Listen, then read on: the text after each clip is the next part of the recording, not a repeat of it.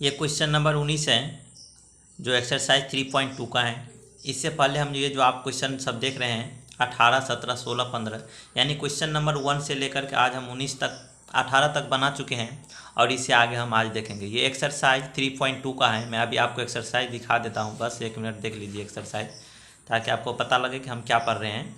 ये एक्सरसाइज 3.2 हम अभी पढ़ रहे हैं जो क्लास 12 का चैप्टर है। तो हमने एक्सरसाइज का क्वेश्चन नंबर 1 से लेकर के क्वेश्चन नंबर 18 तक बना चुके हैं और आज हम 19 तक बनाएंगे। 19 से स्टार्ट करेंगे। तो चलिए देखिए क्या है 19 नंबर क्वेश्चन, पढ़ लेते हैं एक बार फिर समझेंगे।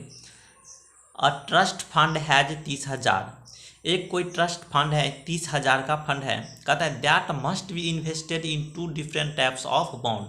ठीक है, मान लीजिए कि आपके पास कोई एक लोन प्रोवाइड करवाने वाली कंपनी आई, वो 30,000 का है। ठीक है, वो कहता है कि ये 2 टाइप से लोन देंगे। कैसे, देखिए, एक तो देंगे 2 बॉन्ड में देंगे, फर्स्ट बॉन्ड और second bond. The first bond pledge 5% interest per year. पहला बॉन्ड का 5% ईयर लगेगा और सेकेंड बॉन्ड का 7% इंटरेस्ट पर ईयर। अब उसको कहता है कि using matrix multiplication determine how to divide 30,000 among the 2 types. कहता है 30,000 को आप दो भागों में कैसे आप जो है सो डिवाइड कर सकते हैं। If the trust fund must obtain an annual total interest of 1800। इसमें 2 सवाल है, एक 1800 लेकर के इंटरेस्ट लीजिए, अनुअल इंटरेस्ट एक 1800, एक बार 2000 लेकर के बनाइए। तो चलिए इसको हम बताते हैं, लेकिन आपको जो क्वेश्चन कह रहा है इस लाइन को गौर से पढ़िए। यूजिंग मैट्रिक मल्टीप्लीकेशन मतलब मैट्रिक्स के रूप में उसको गुना करना है। ठीक है, तो इसको हम कॉपी पे समझाने की कोशिश करते हैं, आप सब समझिएगा। देखिए 19 नंबर क्वेश्चन का भी हम सॉल्यूशन देख रहे हैं, तो आप सब ध्यान से समझिएगा, बहुत इजी क्वेश्चन है। तो आपके पास टोटल कितना रुपया है उसको हम लिख लेते हैं। आपके पास RS टोटल कहता है कि ये 30,000। ओके, ये टोटल कितना है, 30,000 रुपया आपके पास है। ठीक है, अब इसको कहता है कि हमें 2 टाइप से बांटना है। देखिए इसको 2 टाइप से कैसे बांटेगा, बॉन्ड फर्स्ट और बॉन्ड सेकेंड, वही ना बांटेगा। तो इसको हम मान लेते हैं बॉन्ड फर्स्ट। ओके, इसको हम मान लेते हैं बॉन्ड 1, इसको हम मान लेते हैं बॉन्ड 2। चूँकि उसको कहता है, वो कहता है कि हमें 2 टाइप से ये 30,000 को इन्वेस्ट करना है। एक को देना है 5%, एक को देना है 7%। तो मान लेते हैं कि बॉन्ड 1 को मिलेगा 5% पर ईयर। ओके, 5% इंटरेस्ट, इसको जो मिलेगा इसको मिलेगा 7% इंटरेस्ट। समझ में आ रहा है। 30,000 को 2 टाइप से वो बांटेगा, एक बॉन्ड फर्स्ट, एक बॉन्ड सेकेंड। तो वो कहता है कि एक को जो मिलेगा 5% इंटरेस्ट पर ईयर और दूसरा को जो मिलेगा वो 7% इंटरेस्ट पर ईयर। अब देखिए इसको क्या करना है, हम मान लेते हैं बॉन्ड 1 को और बॉन्ड 2 को कुछ। तो यहाँ से देखिए हम क्या लिखते हैं कि लेट मतलब माना कि बॉन्ड 1, ठीक है, बॉन्ड 1 इक्वल टू x रुपया। कोई दिक्कत, बॉन्ड 1 का हम क्या मान लिए, RS x। तो भाई अगर मेरे पास बॉन्ड 1 अगर x है, बॉन्ड 1 अगर x है, तो अगर हम बॉन्ड 2 की बात करें तो 30,000 में से x को घटा देंगे तो बॉन्ड 2 मिल जाएगा। समझ में आ रहा है ना। जब बॉन्ड 1 इतना है तो बॉन्ड 2 हमें कैसा निकलेगा, कैसे निकलेगा बॉन्ड 2, जब 30,000 में से इतना को घटा देंगे तो बॉन्ड 2 निकल जाएगा। तो उसी तरह से यहाँ से देख लीजिए, जब हम बॉन्ड 2 का बात करेंगे तो मेरे पास जो बॉन्ड 2 आ जाएगा, ये आ जाएगा bond 2 equal to 30,000 minus x। जब 30,000 में से x को घटा देंगे तो ये बॉन्ड 2 मिल जाएगा। समझ में आ रहा है। चलिए अब आपका क्वेश्चन में जो दिया हुआ है टोटल इंटरेस्ट, वो देखिए कितना है, टोटल इंटरेस्ट। ओके, आपके पास जो टोटल इंटरेस्ट दिया हुआ है, टोटल इंटरेस्ट इक्वल टू 1800 दिया हुआ है क्वेश्चन में। तो क्वेश्चन में लिख दिए यहाँ पे गिवन। ओके, मतलब दिया गया है, इसका मतलब हुआ दिया गया है। तो ये टोटल इंटरेस्ट 1800 दे दिया गया है। तो आप जो क्वेश्चन जो आपका कह रहा है ना, उसके हिसाब से आपको चलना है। तो देखिए हमें यहाँ पे लिख देना है कि according to question. Okay, according to question. अब आपका जो क्वेश्चन है वो कह रहा है कि आप इसको 5% और 7% को और बॉन्ड 1 को बॉन्ड 2 को मैट्रिक्स मल्टीप्लिकेशन में लिखिए। मैट्रिक्स मल्टीप्लिकेशन मतलब हुआ गुना। तो देखिए सबसे पहले हम बॉन्ड 1 और बॉन्ड 2 को लिखते हैं। तो बॉन्ड 1 मेरे पास क्या है, x, और बॉन्ड 2 क्या है, 30,000 माइनस x। तो देखिए बॉन्ड 1 मेरे पास हो जाएगा x और बॉन्ड 2 क्या है मेरे पास, 30,000 में से घटा हुआ है कितना, x। ओके, ये मेरा मैट्रिक्स 1 हुआ। अब कहता है मैट्रिक्स मल्टीप्लिकेशन, तो मल्टीप्लिकेशन मतलब गुना कर देंगे, तो चलिए ये हो गया गुना, हो गया ना गुना। अब एगो को मिला है 5%, एगो को 5%, एगो को 7%, तो इसको ऐसे लिखिए, यहाँ से एगो को लिख दीजिए आप 5% और एगो को लिख दीजिए 7%, बस काम खत्म हो गया। अब यहाँ से आप इसको मल्टीप्लाई कर दीजिए, आंसर आ गया। समझ में आ रहा है ना भाई? ये गुना हम क्यों किए हैं? क्योंकि आपका क्वेश्चन कहता है कि मल्टीप्लिकेशन टाइप से हमें निकालना है। तो देखिए गुना कैसे करते हैं, इस x को और 5x को यहाँ से गुना करेंगे, तो यहाँ से आ जाएगा 5% गुना x% है ना। अब देखिए इसको गुना कर दिए। अब आपको क्या करना है, इसको गुना कर देना है। और गुना करने के बाद हमको बताए थे कि जोड़ा जाता है, तो जोड़ा जाता है तो जोड़ दीजिए। आप फिर 30,000 माइनस x को 7% से गुना कर दीजिए, तो यहाँ से आ जाएगा 7% गुना 30,000 माइनस x। ओके चलिए अब यहाँ से देखिए परसेंटेज को कैसे हटाया जाता है, 100 से भाग देके, तो 100 से भाग देंगे तो परसेंटेज हट गया, तो बच गया x। अब प्लस अहू में क्या करेंगे, 100 से भाग दे देंगे तो परसेंटेज भाग जाएगा, तो बच जाएगा 7। इसमें क्या बचेगा, 30,000 माइनस x। ओके चलिए अब यहाँ से कुछ गुना भाग है, लंबा प्रोसेस तो नहीं है, बस छोटा ही है, बस देखते चलिए आ जाएगा।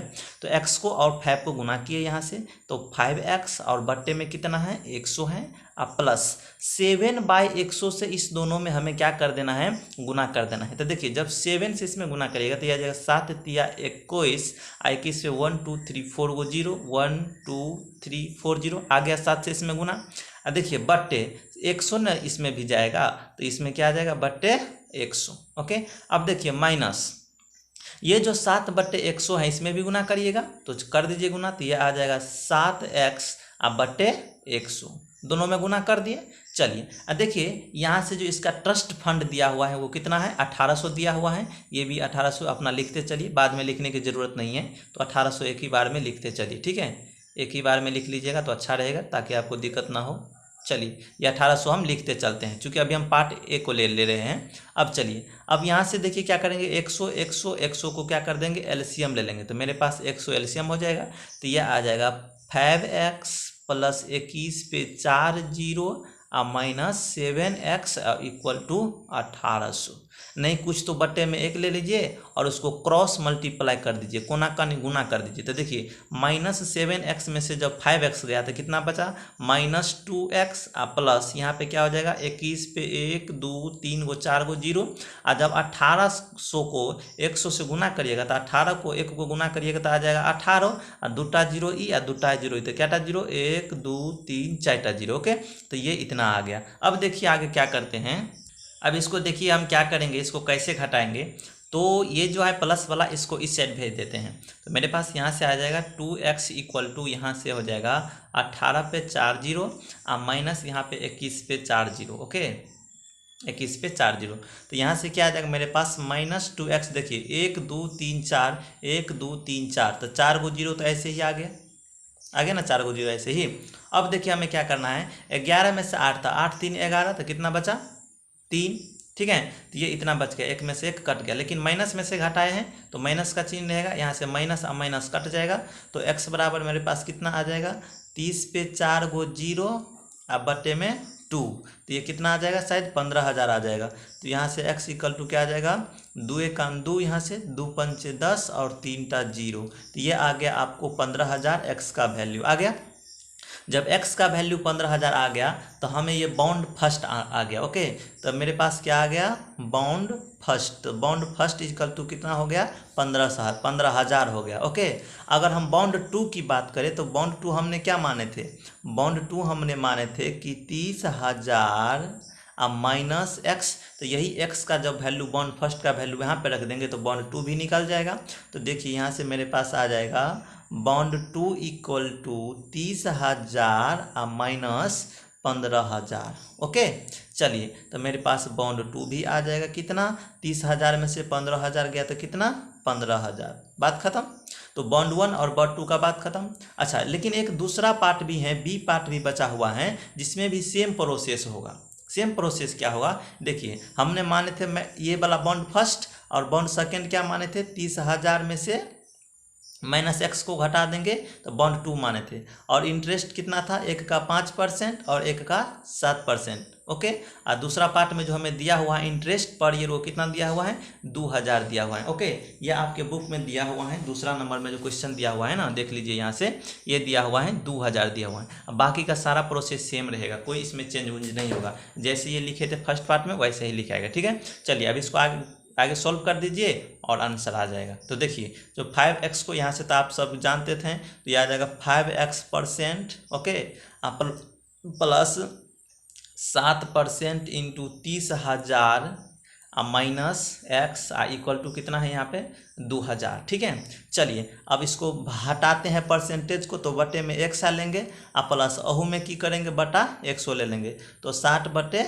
एक्स गुना, इसमें क्या आ जाएगा 30,000 माइनस एक्स इक्वल टू 2000। ठीक है, अब यहाँ से देखिए 7 बटे 100 से इस दोनों में गुना कर देंगे, तो यहाँ से मेरे पास आ जाएगा 5x बटे कितना 100 प्लस 7 से इसमें गुना करिएगा तो आ जाएगा 7 या 21, 1 2 3 4 गो 0, 1 2 3 4 गो 0, बटे में क्या हो जाएगा 100 माइनस 7 से x में गुना करिएगा तो आ जाएगा 7x, बटे में क्या हो जाएगा 100 इक्वल टू में 2000। ठीक है, देखिए अब 100 100 100 इस सब का एलसीएम ले लीजिए, तो देखिए जब 100 100 100 का 100 एलसीएम ले लीजिएगा तो यहाँ से क्या आ जाएगा 5x प्लस यहाँ से क्या आ जाएगा 21 और 1 2 3 4 गो 0 और माइनस यहाँ से क्या आ जाएगा 7x बराबर में 2000। ओके, चलिए अगले पेज में देखते हैं।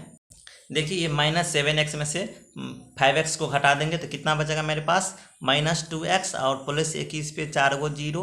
ओके, अब बटे में कितना है 100 इक्वल टू में कितना है मेरे पास 2000, नहीं कुछ तो बटे में 1 ले लिए। अब इसको क्रॉस मल्टीप्लाई कर देते हैं, जिसको आप कोना कोनी गुना कहते हैं ना, ऐसे ऐसे और ऐसे ऐसे वो कर देते हैं, तो 1 से इस सब में करेंगे तो ऐसे ही आ जाएगा, तो ये आ जाएगा 2x और प्लस 21 पे यहाँ पे 4 गो 0 आ जाएगा। ठीक है, इक्वल टू यहाँ से 2 को 1 को गुना करेंगे तो ये 2 आ जाएगा, तो 3टा 0 या 2टा 0 तो इसमें 5टा 0, 1 2 3 4 5, 1 2 3 4 5। ठीक है, 3 2 5 को 0 हो गया, गुना कर दिए हैं। अब देखिए माइनस 2x बराबर हम लिखते हैं यहाँ से 2 पे 1 2 3 4 5 को 0 और यह प्लस में था तो माइनस में आ जाएगा कितना 21 पे 4 गो 0। ओके, चलिए अब यहाँ से देखिए मेरे पास क्या आ जाएगा माइनस 2x इक्वल टू 1 2 3 4, तो 1 2 3 4 तो 4टा 0 तो पहले हम दे देंगे, दे दिए। अब देखिए ये बचा कितना 1, तो 1 में से 0 गया तो कितना 1, 1 में से गया तो कट गया, लेकिन माइनस में से घटाया तो माइनस, तो ये कट गया। अब यहाँ से देखिए क्या आ जाएगा मेरे पास x इक्वल टू 1 पे 4 गो 0 अब बटे में क्या आ जाएगा 2, तो जब इसको हम भाग देंगे तो मेरे पास क्या आ जाएगा 2 पंचे 10 5000। ओके, तो ये आ गया मेरे पास कितना 5000, तो x आया 5000, मतलब किसका आया ये बॉन्ड फर्स्ट हम x को माने थे, तो बॉन्ड फर्स्ट कितना आया RS 5000 आया, आ गया। अब बॉन्ड अगर हम सेकेंड की बात करें तो बॉन्ड सेकेंड हमने क्या माने थे, हमने माने थे कि 30,000 माइनस एक्स, तो एक्स का वैल्यू यहाँ पर रख दीजिए तो बॉन्ड का वैल्यू बॉन्ड 2 का वैल्यू आ जाएगा, तो बॉन्ड T2 बराबर यहाँ से आ जाएगा मेरे को 30,000 और माइनस 5,000, तो यहाँ से क्या आ जाएगा 25,000। ओके, तो ये आ गया बॉन्ड 2 का वैल्यू, तो बॉन्ड 1 का कितना हो गया, बॉन्ड 1 का ये वैल्यू आ गया और बॉन्ड 2 का ये वैल्यू होगा। ओके, चलिए यहाँ तक समझ में आ गया है, हम आगे बढ़ते हैं क्वेश्चन नंबर 20 की तरफ। अब यहाँ से देख लीजिए क्वेश्चन नंबर 20 क्या कह रहा है, देख लीजिए। ये चीज़ समझ में आया था मैं कमेंट करके बताइएगा, अगर कोई दिक्कत है फिर भी बताइएगा। कहता है the book shop a particular school, कहता है एक बुक शॉप है, एक दुकान है बुक का, कहता है particular school has 10 dozen chemistry books, जिसमें आपको 10 डजन केमिस्ट्री का बुक है, 8 dozen physics book, 8 dozen physics का बुक है, 10 dozen economics book, 10 dozen economics का बुक है। देयर सीलिंग प्राइस इज 80 रुपया, 60 रुपया एंड 40 रुपया। देखिए ये जो 10 डजन केमिस्ट्री बुक है इसको 80 रुपया प्राइज है, 8 डजन जो आपको फिजिक्स बुक है इसको 60 रुपया प्राइज है और 10 डजन इकोनॉमिक्स बुक का 40 रुपया पड़ा जाए। तो कहता क्या है कि find the total amount the book shop will receive from selling all the books using matrix algebra. Matrix algebra का करके हमें टोटल अमाउंट निकालना है कि जो टोटल बुक हम खरीदेंगे तो हमको कितना रुपया लगेगा। ठीक है, तो चलिए कॉपी पे देखते हैं। देखिए हम अभी 20 नंबर आपको बता रहे हैं, बस आप आसानी से समझते चलिए, मैं यही आपसे रिक्वेस्ट करूँगा। देखिए एक बुक शॉप है, एक क्या है, एक बुक शॉप है। इस बुक शॉप में कितना किताब है मैं अभी आपको बताता हूँ। ये सबसे पहले एक बुक शॉप है, इस बुक शॉप में जो है कौन कौन से किताब हैं ये मैं आपको अभी बता रहा हूँ।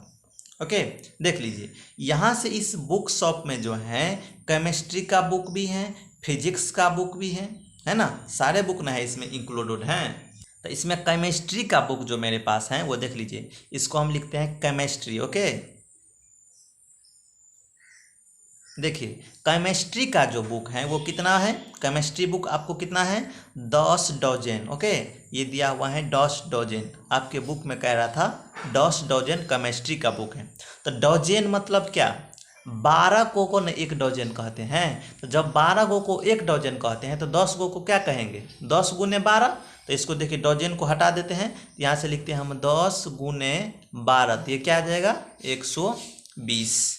भाई 120 हम कैसे लिखें, 12 गो जो है 12 गो को ना 1 डजन कहते हैं। तो जब 1 डजन को 12 होता है तो 10 डजन को क्या हो जाएगा 12 गुने 10 तो 120।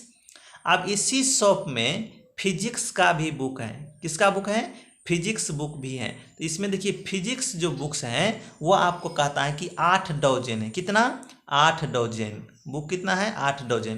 तो 8 डजन मतलब कितना, देखिए 12 गो में 1 डजन होता है, 1 डजन बराबर 12। यहाँ से समझ लीजिए, थोड़ा रफ वर्ड में हम समझाते हैं, यहाँ पे नहीं लिखेंगे, आपको थोड़ा एक रफ कॉपी में हम लिख के समझाते हैं।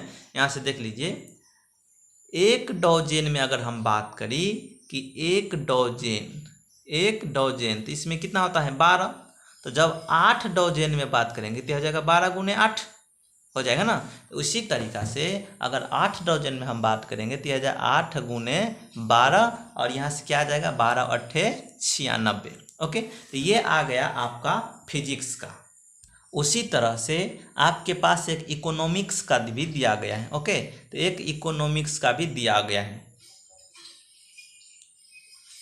इकोनॉमिक्स। तो आपके पास इकोनॉमिक्स जो बुक्स हैं वो आपको दिया हुआ है 10 डजन, कितना 10 डजन ये दिया हुआ है। तो 10 डजन दिया हुआ है, तो इसको अगर अपना अथी में लिखे तो इसको कैसे लिखेंगे 10 गुने 12 तो इक्वल टू कितना हो जाएगा 12 दहन के 120। ओके भाई, 1 डजन में 12 होता है तो 10 डजन में क्या हो जाएगा 12 गुने 10 तो ये हो गया 120। तो ये चीज़ समझ में आ गया कि एक बुक शॉप में 3टा book, chemistry physics economics. Chemistry था 10 डजन, तो इसको हम 10 गुने 12 लिख करके 120 बना दिए, डजन में से हटा दिए हैं। फिजिक्स बुक था 8 डजन, तो इसको हम डजन में से हटा करके 96 लिख दिए हैं। इकोनॉमिक्स बुक 10 डजन, तो इसको हम डजन में से हटा के 120 लिख दिए हैं। अब देखिए सबका अलग अलग प्राइज है, केमिस्ट्री का भी प्राइज है, फिजिक्स का भी प्राइज है और इकोनॉमिक्स का भी प्राइज है। ओके, तो इसका जो प्राइज है देख लीजिए, सबका अलग अलग प्राइज है, देख लीजिए। अब यहाँ से हम प्राइज की बात अगर कर लेते हैं, अगर हम प्राइज की बात करें तो केमिस्ट्री बुक का जो प्राइज है देख लीजिए, केमिस्ट्री बुक, तो केमिस्ट्री बुक का जो मेरे पास प्राइज है वो कहता है कि 80 पर बुक, 80 पर बुक, 80 रुपया पर बुक। फिजिक्स का जो प्राइज है, फिजिक्स का जो प्राइज है वह है 60 रुपया पर बुक। ओके, 60 रुपया पर बुक। और इकोनॉमिक्स को जो बुक है, ओके ECO इकोनॉमिक्स, इकोनॉमिक्स का जो बुक है वो कहता है 40 रुपया पर बुक। समझ में आ रहा है, केमिस्ट्री का 80 रुपया, फिजिक्स का 60 रुपया और इकोनॉमिक्स का 40 रुपया। अब हम चलते हैं अकॉर्डिंग टू क्वेश्चन, आपका जो क्वेश्चन कह रहा है उसके हिसाब से हम चलेंगे। अकॉर्डिंग टू क्वेश्चन, आपका क्वेश्चन कहता है कि इसको मैट्रिक्स मेथड से सोल्व कीजिए। तो देखिए सबसे पहले मेरे पास जो बुक दिया हुआ है वो कितना है 120, 96 और 120। तो देखिए इसको जो लिखने की तरीका है वो देखिए, टोटल कॉस्ट बराबर, टोटल कॉस्ट देखिए हम कैसे लिखते हैं 120, 96 और 120, यही ना मेरे पास बुक है 120, 96 और 20, यही बुक है। तो ऐसे ऐसे हम लिख लिए। अब इन सब का जो प्राइस है वो प्राइस कितना है देख लीजिए 80, 60 और 40।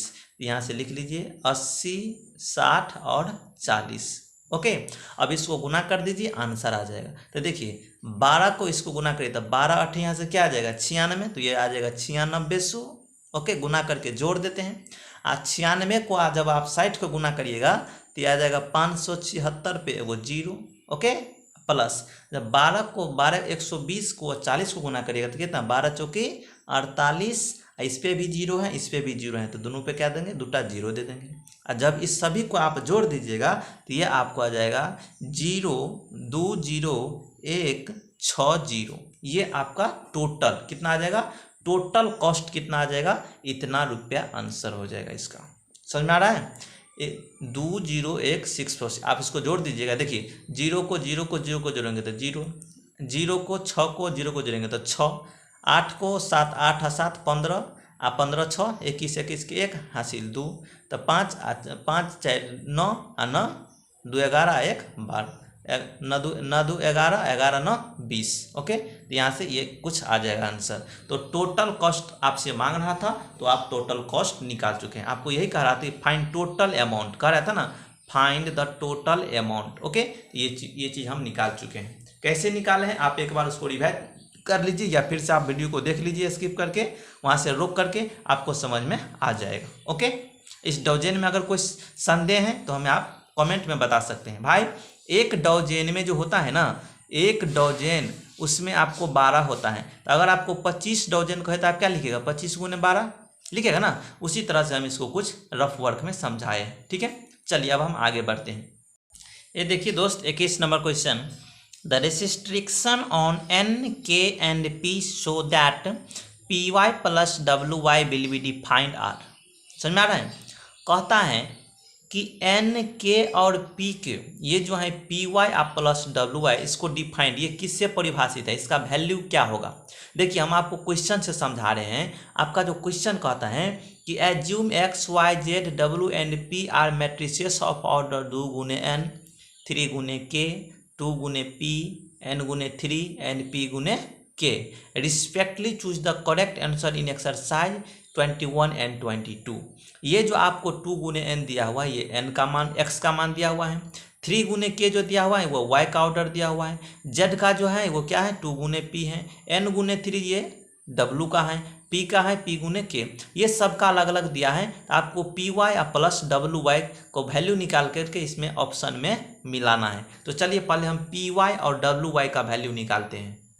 देखिए अभी हम एक क्वेश्चन नंबर 21 को सोल्व कर रहे हैं। तो इसमें आपको कहता क्या है कि py प्लस wy, यही ना कहता है py और wy, इसका हमें वैल्यू कहता है। देखिए दोस्त सबसे पहले हम py को उठाते हैं। देखिए फर्स्ट हम py को लेते हैं, आपको समझाने की कोशिश करते हैं। देखिए py, तो py का मतलब क्या हुआ, p का जो ऑर्डर होगा वो और y का जो ऑर्डर होगा वो। तो देखिए सबसे पहले जो ऑर्डर दिया हुआ है सब का ऑर्डर हम यहाँ पे लिख लेते हैं। जिसका ऑर्डर जितना जितना मेरे बुक में दिया हुआ है वो सब हम यहाँ पे आपको लिख देते हैं। तो देखिए x का जो ऑर्डर है आपके पास वो देखिए हम x का भी लिख देते हैं। x का ऑर्डर दिया हुआ है 2 गुने n।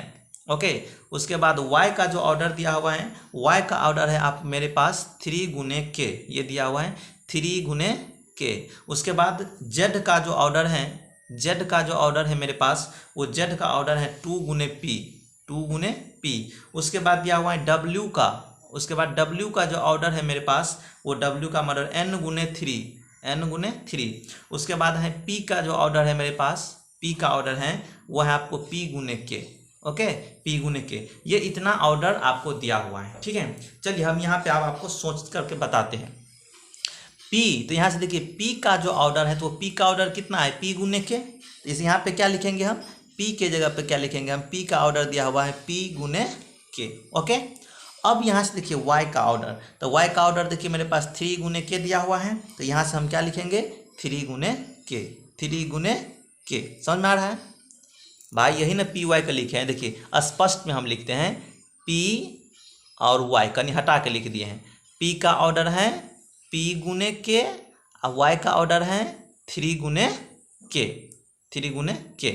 अब देखिए हम आपको क्या कहना चाहते हैं, हम आपको थोड़ा बहुत कुछ समझाए थे, समझाने की कोशिश किए थे कि आपस में इसका कॉलम इसका रो दोनों बराबर होता है। भाई ये इसका देखिए, इसका कॉलम ये हुआ रो, ये हुआ कॉलम, तो इसका ये कॉलम और इसका ये रो दोनों आपस में बराबर होता है ना। तब ये दोनों अगर आपस में बराबर होता है तो मतलब ये दोनों आपस में बराबर होता है, मतलब के बराबर कितना 3, के बराबर 3, ये दोनों बराबर होता है ना। हम आपको बताए हैं, कॉन्सेप्ट में बताए हैं कि इसका कॉलम और इसका रो आपस में बराबर होगा। तो ये दोनों बराबर हो गया तो आपके पास क्या बच गया, इसका जो ऑर्डर हो गया वो ऑर्डर बच गया p गुने k। तो ऑर्डर ऑफ पी वाई यहाँ से लिखेंगे हम, order of P Y, order of P Y बराबर पी गुने के। भाई ये दोनों बराबर हो गया तो क्या बच गया, एगो पी एगो के, तो पी गुने के इसका ऑर्डर लिख दिए, यहाँ से के का वैल्यू 3 आ गया। तो ये अभी हम मात्र निकाले हैं किसका, पी वाई का। अब हमें किसको निकालना है, डब्लू वाई का। तो चलिए डब्लू वाई का हम इसी तरह से देखते हैं। हमें निकालना है 9।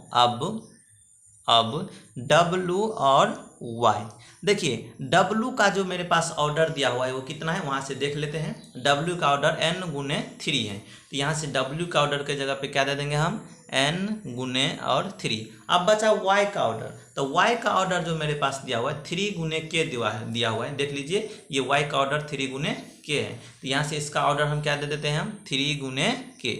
ओके 3 गुने के, ये 3 नहीं है ये के है। ओके चलिए स्पष्ट में लिख देते हैं 3 गुने के।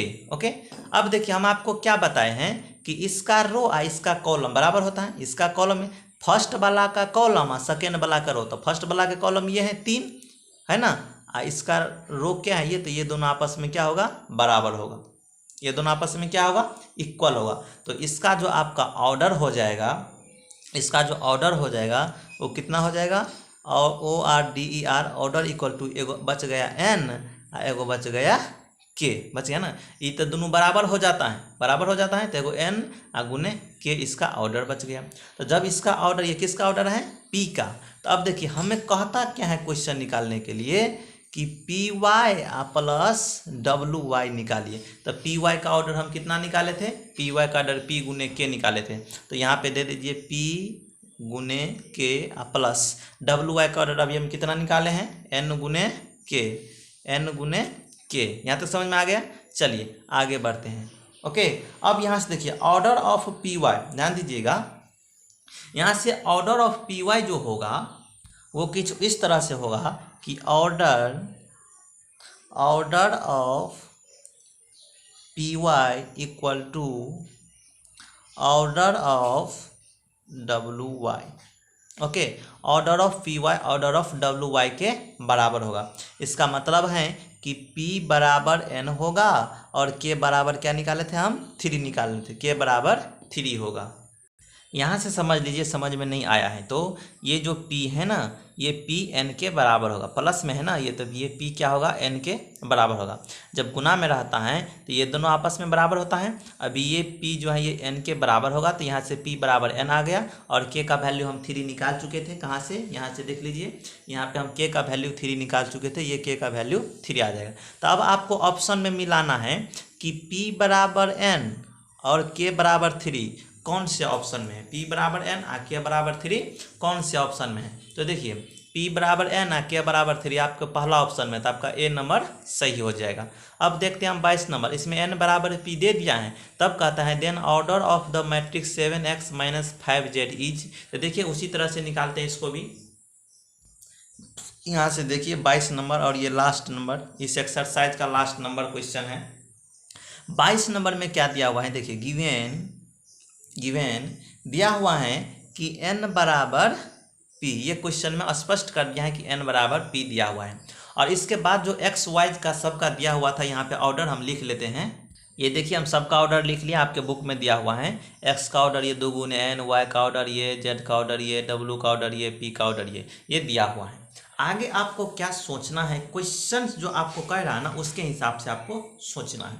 ये तो आपको दे दिया है कि n बराबर p, और हम आपको कहता है कि आप क्वेश्चन को चूज करिए। आपको ऑप्शन में दिया हुआ है p गुने 2, b में दिया हुआ है 2 गुने n, c में दिया हुआ है n गुने 3 और d में दिया हुआ है p गुने n। अब ऑप्शन में हमें चूज करने के लिए कहता है। तो देखिए इसको हम सोल्व करते हैं, आगे कैसे सोल्व करते हैं देखिए। तो जब आप इसको सॉल्यूशन करिएगा ना, तो देखिए किस तरह से करिएगा। आपके पास कहता है कि 7x - 5z, इसको सॉल्यूशन करना है। तो भाई x का जो ऑर्डर है, x का जो ऑर्डर है वो क्या दिया हुआ है, x का ऑर्डर यहाँ से देख लीजिए क्या दिया हुआ है, एक बार देख लीजिए 2 गुने n दिया हुआ है। ओके तो यहाँ से दे देंगे हम 2 गुने n, समझ रहा है। और इसका z का जो ऑर्डर है वो क्या दिया हुआ है, एक बार देख लीजिए 2 गुने p। ओके तो यहाँ से हम दे देंगे 2 गुने पी। तो ये जेड का ऑर्डर दे दिए और इसका भी ऑर्डर दे दिए। आगे आपको क्या देखना है कि ऑर्डर ऑफ ई बराबर ई कैला कि यहाँ पे दिया हुआ है कि एन बराबर पी है, एन बराबर पी है। तो मतलब यहाँ से हम इसको लिख सकते हैं कि ऑर्डर ऑफ 7x इक्वल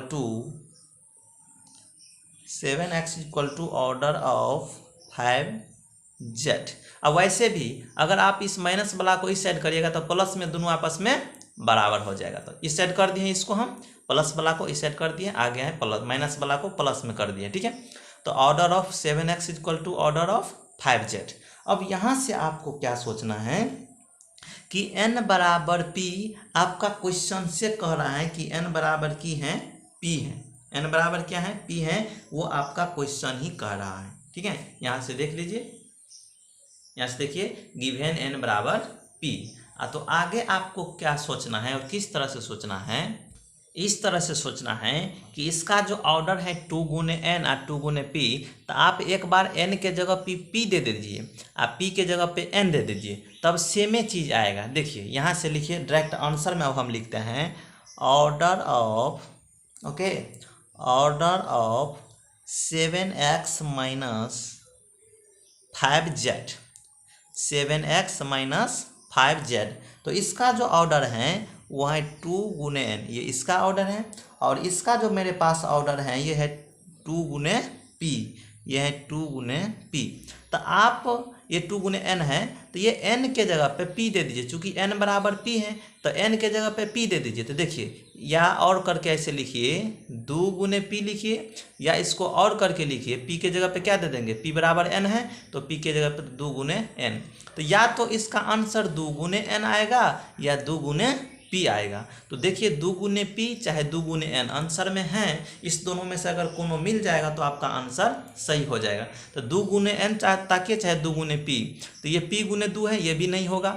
2 गुने n, तो हाँ देखिए ये 2 गुने n मिल गया, तो ये इसका 2 गुने n सही है। 2 गुने p कहीं होगा वो भी सही होगा, तो 2 गुने p नहीं है, नहीं है, तो ये इसका ऑप्शन नंबर बी क्या हो जाएगा, सही हो जाएगा। ओके, यहाँ से 2 गुने n देख लीजिए, 2 गुने n। ओके, तो ये हो गया कंप्लीट। तो आपको हम एक्सरसाइज 3.2 कंप्लीट करवा दिए हैं, क्वेश्चन नंबर 22 तक हम करवा दिए हैं। ओके, अब यहाँ से आपको करना क्या है, आप अगला वीडियो देखना है, क्योंकि आप सीरीज बाय सीरीज पढ़ते हैं। तो एक्सरसाइज 3.2 हम कंप्लीट करवा दिए हैं, और आगे हम देखेंगे आपको ट्रांसपोज ऑफ मैट्रिक्स, अगला थ्योरी पढ़ेंगे, और फिर हम आपको एक्सरसाइज बताएंगे। एक्सरसाइज क्या बताएंगे देख लीजिए थोड़ा।